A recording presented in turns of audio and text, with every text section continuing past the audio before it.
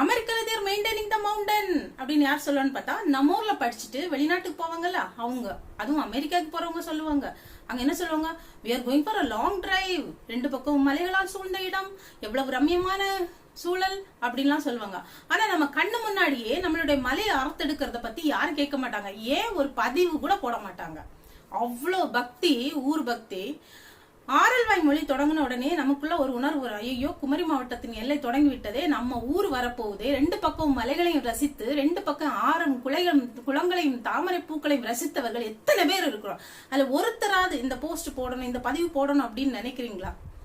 எத்தனை மலைகளை அறுத்து எடுத்துட்டு போறாங்க. Kerala is the God's own country அப்படின்னு சொல்றாங்களா, கடவுளின் நாடு. அந்த கடவுளின் நாடு எதனால கடவுளின் நாடா இருக்கு? அங்க ஒரு மரத்தை வெட்டி பாருங்க, அங்க இன்னொரு மரத்தை நடணும். அந்த மலையை அழிக்க விட மாட்டாங்க. அதனாலதான் காட்ஸ் ஓன் கண்ட்ரி. ஆனா நம்ம என்ன பண்றோம், யாவே வெட்டிட்டு போனா எனக்கு என்னையா அப்படின்ட்டு. கன்னியாகுமரி மாவட்டத்தினுடைய சீதோஷ்ண நிலை எப்படி இருக்குன்னு தெரியுமா? எவ்வளவு சூடு ஆரம்பிச்சிருக்கு. அது எதனால? எல்லாத்தையும் அழிக்கிறீங்க, எதுதான் மிச்சம் வைக்க போறீங்க? சரி, இவரு நம்மளுடைய மனோ தங்கராஜ் அவர்கள் என்ன சொல்றாரு அப்படின்னா, அதெல்லாம் கட்டுப்படுத்த முடியாது. எவ்வளவோ ஃபைன் போட்டுட்டோம், 3 கோடி வரைக்கும் ஃபைன் போட்டுட்டோம், அப்படி பார்த்தும் அதை கட்டுப்படுத்த முடியாது அப்படின்னு அவர் சொல்லியிருக்கிறாரு. இது உண்மையா இல்லையான்னு சொல்லிட்டு போய் கேட்டுட்டு வரீங்களா? நம்ம சொன்னோம்னா இப்போ அவங்க 3 யூனிட் போட்டதுக்கு பெர்மிஷன் கொடுப்பாங்க. ஆனால் இவங்க ஏற்றிட்டு போகிறது 5 யூனிட்டாக இருக்கும், 10 யூனிட்டாக இருக்கும், 15 யூனிட்டாக இருக்கும். அப்போது ஓவர்லோடிங்க்கு வேண்டி இதுவரையிலும் நம்முடைய காவல்துறையும் நம்முடைய வருவாய்த்துறையும் இணைந்து நடத்திய ரைடில் 3 கோடிக்கு மேல் ஃபைன் போட்டாச்சு. எவ்வளோ ஃபைன் போட்டாலும் அதை கட்டுப்படுத்த முடியாத அளவுக்கு அவங்க திரும்ப திரும்ப திரும்ப வயலேட் பண்ணாங்க. அவரை திட்டம் போட்டு வயலேட் பண்ணிட்டு இருக்காங்க. அதனால அனுமதி. அப்போ ஒரு அமைச்சரே சொல்றாரு, இதை கட்டுப்படுத்துறது ரொம்ப கடினம், இவ்வளவு கோடிக்கணக்கான ஃபைன் போட்டுமே அது மறுபடியும் போயிட்டு இருக்கு.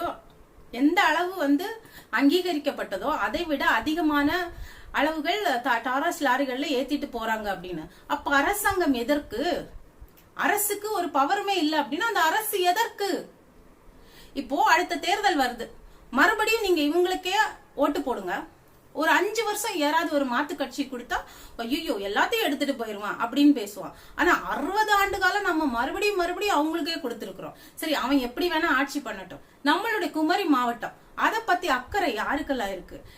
எந்த ஊரின், இந்த உலகத்தின் எந்த ஒரு எல்லையில், எந்த ஒரு கோடியில் இருந்தாலும் நம்ம மனசு அங்கதான் இருக்கும். ஐயோ, நம்ம பிறந்து வளர்ந்தோம், அங்க கிழங்கு சாப்பிட்டோம், குறிப்பா பீஃப் சாப்பிட்டோம், ஆப்பம் சாப்பிட்டோம், இடியப்பம் சாப்பிட்டோம். எத்தனை பேருக்கு இந்த இட்லி தோசை பிடிக்கும்?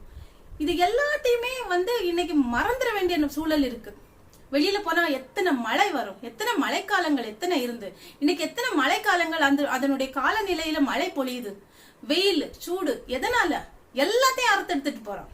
ஆனா எல்லாத்தையும் நம்ம வாய் பார்த்துட்டு இருக்கிறோம். யாராவது ஒருத்தர் கேக்குறாங்களா? அவ்வளவு இன்னைக்கு திராவிட ஆட்சிகள் இருக்கு, திராவிட ஆட்சி இருக்கு, திராவிட கட்சிகள்ல இருக்கிறாங்க. யாராவது ஒருத்தர் இந்த மலையை பத்தி பதிவு போடுறாங்களா?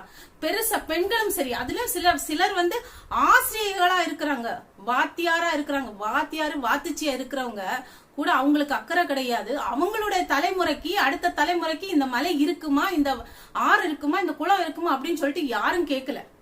அத்தனை மரங்களும் வெட்டப்படுது. அனுமதி இல்லாமலும் அனுமதி கேட்டும் வெட்டுறாங்க. அதை கேட்கறதுக்கு யாரும் இல்ல. இங்க உயிர் பயம் இருக்கு. ஏன்னா இந்த ஆட்சி தொடர்ந்ததுன்னா நம்மள உயிரை எடுத்துருவாங்க அப்படிங்கிற பயத்தினால் பாதி பேர் கேட்கறது இல்ல. அதையும் மீறி கேட்கப்பட்டால் அவர்கள் அடிக்கப்படுகிறார்கள், ஒடுக்கப்படுகிறார்கள். இந்த நிலைமை எப்ப மாறும்? ஒரு மாற்று ஆட்சி வந்தே வரணும். மறுபடியும் கொண்டு போய் அதே திமுகவுக்கு போட்டுட்டு மறுபடியும் இந்த மலை எல்லாத்தையும் ஒரு நாள் போய் பாருங்களேன். ஒரு 5-10 வருஷம் கழிச்சு போய் பாருங்க. இப்படி போய் நிக்கும் போது எல்லாம் பொட்டல் காடா இருக்கும். காடு கூட இருக்காது, வெறும் மண்ணு தான் இருக்கும், தரிசு மண்ணா இருக்கும். எல்லாத்தையும் வெட்டி அழிச்சிருப்பாங்க. மனிதர் கூட வாழ இயல முடியாத ஒரு சூழல் கட்டாயம் உருவாக்க போறாங்க இதே நிலைமை நீடித்தால்.